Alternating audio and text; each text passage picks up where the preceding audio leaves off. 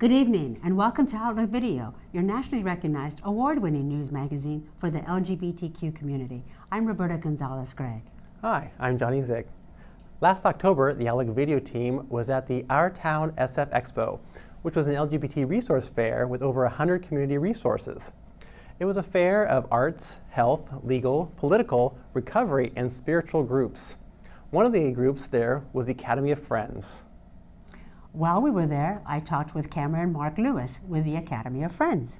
His group annually produces the premier Academy Awards Night charity Gala to raise funds, award donations, and encourage volunteerism. They benefit a diverse set of HIV/AIDS direct care and prevention education agencies in the San Francisco Bay Area. Looks like you and the Outlook Video crew were really busy at the Our Town SF Expo. We were indeed, that's right. We had a busy time meeting and greeting with folks who offer many services, arts, and entertainment to our community. And our viewers can see the fruits of those labors coming up with my interview with Saleemah Jones, Executive Director of the stage play coming to San Francisco in February, You Better Ask Somebody, along with a male lead actor, Stuart Briggs. Stay tuned to learn more about this stage play and its importance of education through entertainment. Also on our show, Christine Konkel will be talking with author M.D. New, who had just published a new sci-fi book titled A New World Contact.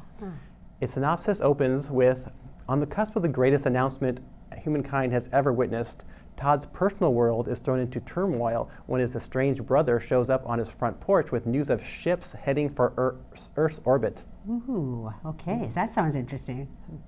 But first, my interview with Cameron Mark Lewis on the Academy of Friends Awards Night Charity Gala.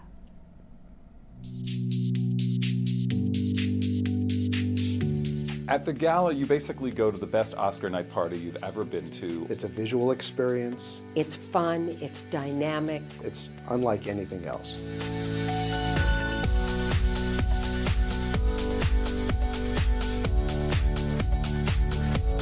You're going to watch a telecast of Hollywood's biggest night. You taste wines from different wineries, sample foods from different restaurants. And then at the end of the telecast, there's some form of entertainment and a dance party. The mission of the Academy of Friends is to raise money for local Bay Area HIV and AIDS organizations. Every year on the night of the Oscars, we produce a fabulous gala party for thousands of people. That raises tens of thousands of dollars for local community organizations. The agencies that we support all have one thing in common. They help with HIV and AIDS. We look for programs that provide direct care services for people living with HIV and AIDS, as well as programs to help prevent the additional spread of AIDS. Everything from legal services, work-related services, food-related services, storytelling-related services, and each year is different. Our organization is different from others in that we have a platform that is a collaborative fundraising effort. So the agencies that we support help us raise the money that we can return to them at the end of our gala. Through our silent auction, through raffle sales, through ticket sales to the Gala and other efforts they make to get people to participate as sponsors and donors.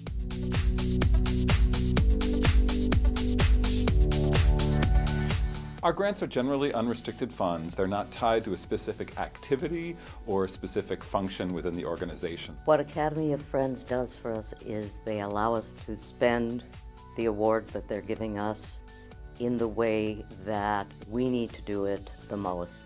Academy of Friends has allowed us to double our HIV prevention and information and education efforts in Napa County. Because of Academy of Friends, Huckleberry has been able to provide HIV and AIDS education and support to thousands of youth. My proudest accomplishment has been reminding people that we're all in this together and that no matter what walk of life you're in, somebody you know is impacted by HIV and AIDS, and that something you can do will make a difference.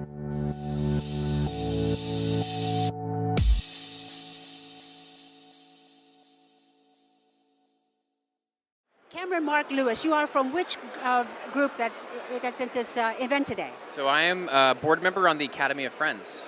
Okay, and please tell us what the Academy of Friends is all about. Sure. So the Academy of Friends has been around. We're now going on our 39th year, but it started in the 80s at the start of the outbreak. As a way for everyone to it's an Oscar party. So essentially we host an annual Oscar Gala event to raise money for HIV/AIDS beneficiaries that we choose each year. And so we go through an entire kind of season, I guess you could say, of like a gala season of different events that we host, and then we raise money throughout those, culminating in our big evening in February, typically during the Oscar telecast of our Oscar Gala. And so we've had that here in San Francisco for the past 39 years. And who are the beneficiaries of these funds which you raise? So I can't say the beneficiaries yet for this year. We're going to be announcing them at our next event next Friday, but they're local nonprofit organizations who directly help people who have HIV and AIDS in a multitude of ways. So from long-term hospice care, end-of-life services, just different things like that. It's everyone out here in the local Bay Area community. And those who are working with the HIV programs here in the Bay Area community, they can come to you to access grants or scholarships, or how does it work? So every year we put a request out to the beneficiary groups to say, hey guys, please submit to us, and the board of directors chooses the beneficiary group for that year, and then we rally behind those beneficiaries. We include the beneficiaries. They bring volunteers. We find volunteers in the community, and all pull together to get this event together, and then celebrate life, hope, love, everything, and Celebrate life, hope, and love. That's excellent. What a wonderful thing to do. And thank you for supporting the community in this way. Now, how can our viewers find out about you? Is there a website? Yes, academyoffriends.org. Excellent. We'll look forward to more in the future. And thank you so much for stopping by.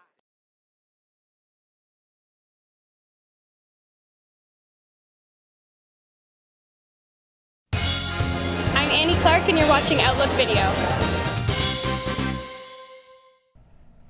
Last October, the Outlook Video crew and I attended the Our Town SF Expo, which focused on various services, arts, and entertainment offered to our community. It was there where we met Saleemah Jones, Executive Director of the stage play You Better Ask Somebody. Saleemah will share insights about this HIV-themed play, and she also brought along the male lead actor in the play, Stuart Briggs. Welcome, Saleemah and Stuart. Thank you for having us. Thank you for coming to Outlook Video and sharing all about this play. Thank you for having us. What was the impetus of this play? Was it something that had been written and you decided that this would be good to bring to the theater? Yes, actually, myself and my co-writer LaWanda Thomas wrote this play about 2007, and we started putting it on in 2008. We started off in the Texas area, in the Dallas-Fort Worth area. We'd also taken it to Houston, Shreveport, Philadelphia as well. And I am from California, actually from the Bay Area, and I just moved back here in January 2017. And in doing so, I thought about bringing the play here, just showing the Bay Area, the talent that we have in the area, yes, as well as I was looking for the different stats as far as California is concerned. California, back in 2016 with the CDC, was rated the second highest state with new HIV cases. As a matter of fact, I looked up statistics in 2016. There were 7,000 women alone affected with HIV. That is Most true. of them being women of color. That is true. It's an unfortunate statistic, and it's really quite alarming. Now, you said you wanted to bring some local talent. Speaking of which, Stuart. Yes. Okay, so did you participate in the plays at these other venues, or is this your first time at it here in the Bay Area? Yeah, this will be my first time working with Saleemah. Yeah. Okay, okay. And was there some challenges for you as an actor to take on this role? Yeah, there were, just going in, knowing what the play was about and getting comfortable playing someone that's, representing the LGBTQ community but not actually identifying as that. That was a little something I had to make sure I'm comfortable doing, and so that would be probably the initial thing. And then the role itself is packed with a lot of emotion, and so it's kind of sometimes a challenge. Saleemah sometimes gets on me about not bringing it, but I enjoy being able, because in person I'm not always, I don't wear my emotions on my sleeve, but when you act, you can. So yeah, I enjoy that. And yeah, I would think that is a nice thing about acting, is that you're able to act out things that you wouldn't do otherwise. Yeah. But I can imagine it's also being a challenge there. I caught HIV in prison. Donovan, can you please tell me how you contracted HIV, not where?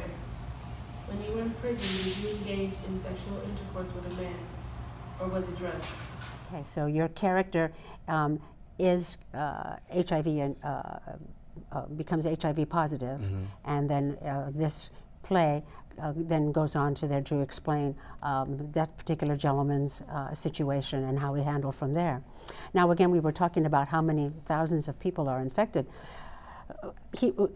As being in part of the LGBT community myself, we often think of it as an old school type of a disease that happened some time ago, and that by this time people were more aware, but apparently not. So that's what this play does, is bring awareness through entertainment?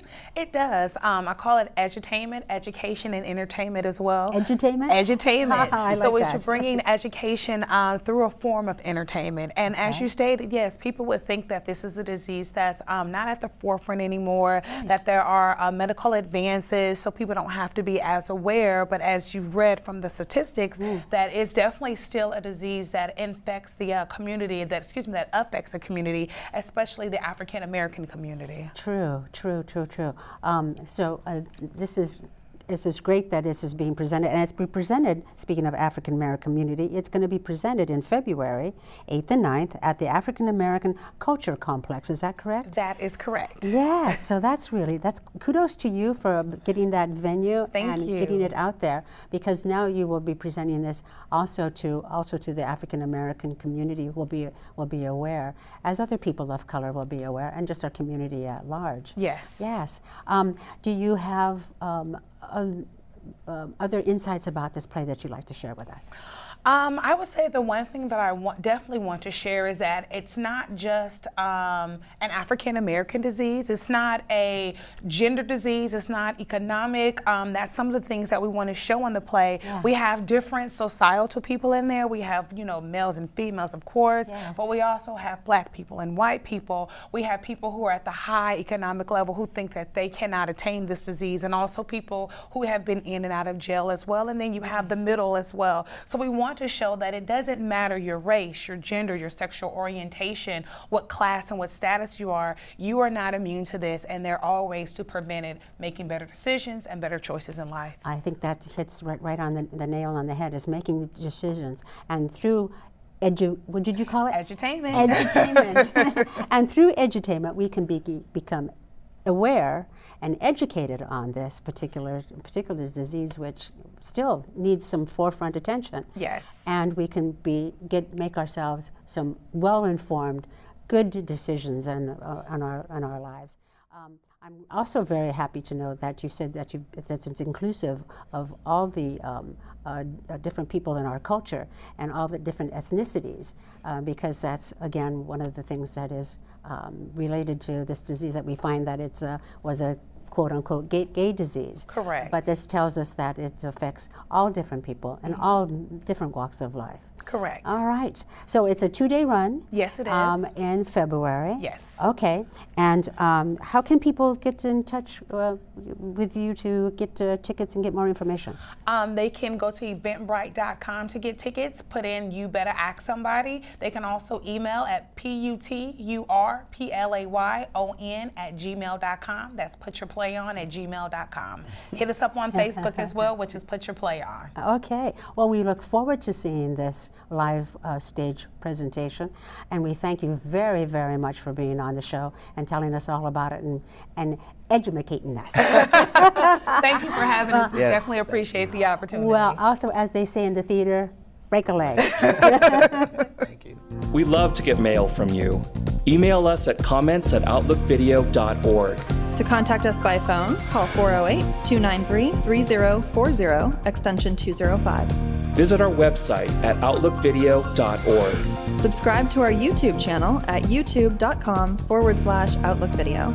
And connect with us at facebook.com/outlookvideo. On the cusp of the greatest announcement humankind has ever witnessed, Todd's personal world is thrown into turmoil when his estranged brother shows up on his front porch with news of alien ships heading for Earth's orbit, holding a race called the Nentrie.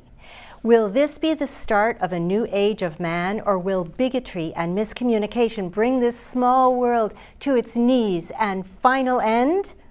I'm here with Marvin New, author of a new sci-fi book, A New World Contact. Welcome, Marvin. Thank you for having me. Well, that little snippet that I read from your book was so exciting when I read it. I love sci-fi, and this is your second book. Now, Yes. Your first book, The Calling, came out last year, and you were in this very studio. Yes, and we so enjoyed having you. Thank you so much for coming back. I appreciate being invited back. Thank you for having me. I did read the book, and I was struck by the subjects that you chose to highlight in the book of politics, religion, and deep, deep loss. Wow, that's really, really a trifecta there. How did you come upon that? Well, it was one of those things where, given the climate that we're in, especially today, I didn't quite realize the poignancy of the story. But the reality is that things change so rapidly that we as a race and as basically a human community, how do we adapt to that? We have beliefs, our faith and our religions that are so rooted into us that if something as not simple but as globally as aliens showing up on our planet tomorrow, how does that affect everything we're taught? How does that affect our global politics? How does that affect things like immigration, refugees? I mean, you have all these things that some people are going to be okay with and be like, oh yeah, it's about time, we've been expecting this. Other people, not so much. And I think that with that, as you said, that trifecta, it's one of those moments where it makes everybody stop and think and take pause and go, wow, what would we do? How would we react? Would we be a world community that would embrace this, or would there be people who don't? I loved how you took me around the world when the news was given out that the aliens had indeed landed, and it showed every country and how each country, some countries with many guards at their borders, withdrew all their guards from the borders. It was very interesting. Yeah, that was one of the things that I really wanted to focus on. I didn't want to make this centric to the United States, how we do it. I wanted to show other countries and other points of views. Even though I don't go into it too much in this particular book, it does affect the global community. And there are, countries that we think would act very well that might not. And there are other countries that we think would maybe collapse that might not. And so the one country that you talk about that pulled all of its guards, that is a real possibility, because I did have a friend in the military who kind of helped me with some of those little bits of logistics for, well, what do you think would happen with this one? What do you think would happen with this one? So I tried to be true to form with some of that. You've been very influenced by several writers, Anne Rice, Stephen King, Harvey Fierstein. Oh yeah. Did you use their work to form your aliens? And also, could you now please say the name of the alien race? I mispronounced it. Could you? Because you have a dictionary at the end. I do. So the alien races are called the Nentrie. Nentrie. With respect to other authors, especially Anne Rice, Harvey Fierstein, Stephen King, Kim Stanley Robinson, all those writers, for me, they all tend to focus on the human condition. And that was kind of what I wanted to go with here. I wanted to have a science fiction novel that anybody could relate to, that people could pick up and enjoy, but also really kind of talked more about, who we are as people, how we respond, how we react. And I think that those authors do an amazing job, and I could only dream to be as good as them. But you know, that's kind of what I wanted to do with this cast of characters as well, and to show our world from an alien point of view. I don't think we get that enough, and they have to see, they have their own bigotries and biases that they have to deal with when they come here. And you know, we're not exactly one big happy global family, so it can be a mess. Excellent, excellent point. The aliens were very well described physically. Can you tell me a little bit about the main 3 alien characters? So the 3 that I'm highlighting in the first novel are Myrtov, who's the Speaker General. She is from a clan called the Zenentry, and they are basically a clan that was very mistreated. They're a clan that's made up of what the Nentry refer to as mixed blood. So you get 2 people from her.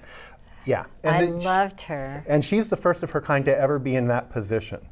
So she's having to deal with that, and she carries a lot of weight on her shoulders. She does. She has a hard time of it. Yes. And then the other one I wanted to kind of balance that was Maiko, and he is the vice speaker. He's her second. Yes. And he's kind of the dad of the story, kind of in a way. He's got a husband, or he's got a wife and 3 boys, or 3 men, I should say. And they, so he brings in that family. Good family dynamic. And you're going to be having a book signing soon. Yes. Tell me a little bit about that. So the book signing is going to be in February 21st. It's going to be here in San Jose. It will be at the Access Building. And yeah, we're looking forward to having I can't wait. a bunch of people there. I'm so looking forward to it. I can't wait so looking forward to holding the book actually in my hand. I just love books. And I want to thank you so much for being with us. We're so happy to have you back. Thank you. Oh, thank you for having me. This has been such a great Congratulations on having your baby, yes. the book. Another one. Yes. I'm so looking forward to the next books that are coming out under MD New, Marvin New. Thank you. Thank you. That's our show for this month. We hope you enjoyed our interviews. Please contact us if you have ideas for people or events you'd like to see on our show. You can watch extended versions of our segments and archived past programs on Outlook Video's YouTube channel at youtube.com/OutlookVideo. And be sure to click on the subscribe button to get updates. And friend us on Facebook at facebook.com/OutlookVideo. This program is made possible by generous donations from viewers like you and talented volunteers behind the camera, whose names you'll see as we close. We close this month's program with Kim Lawson's coverage of the Palm Springs Pride Parade.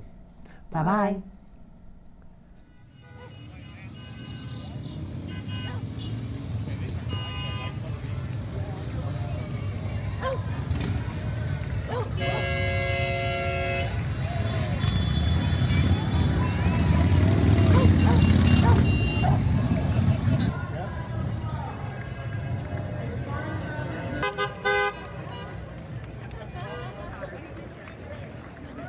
Back again, I'll wait.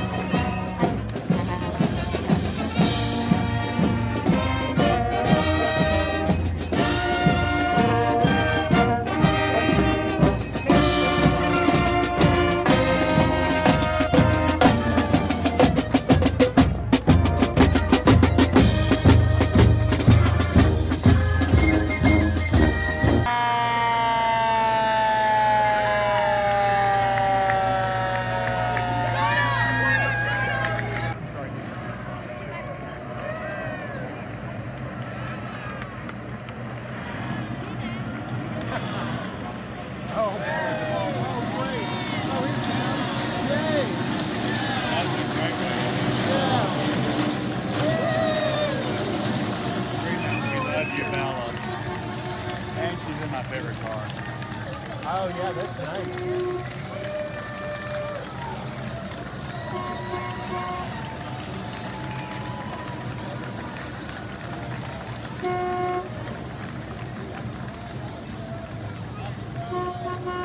So it's her drag queen story hour.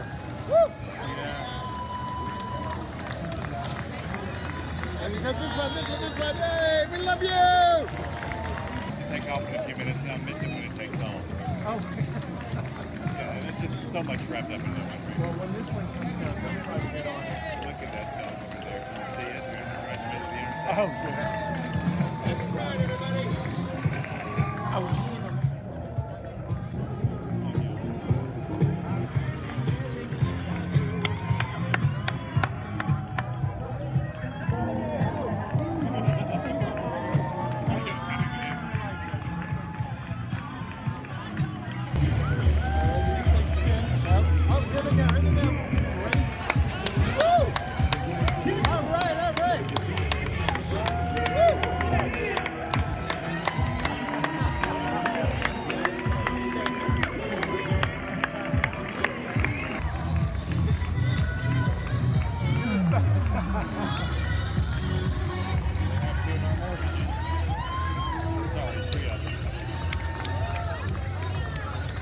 Are you saying you love? Yeah.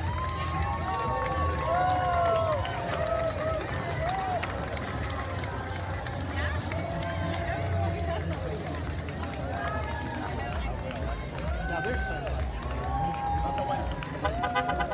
With the white sun. I prefer those over dispatches. Yeah.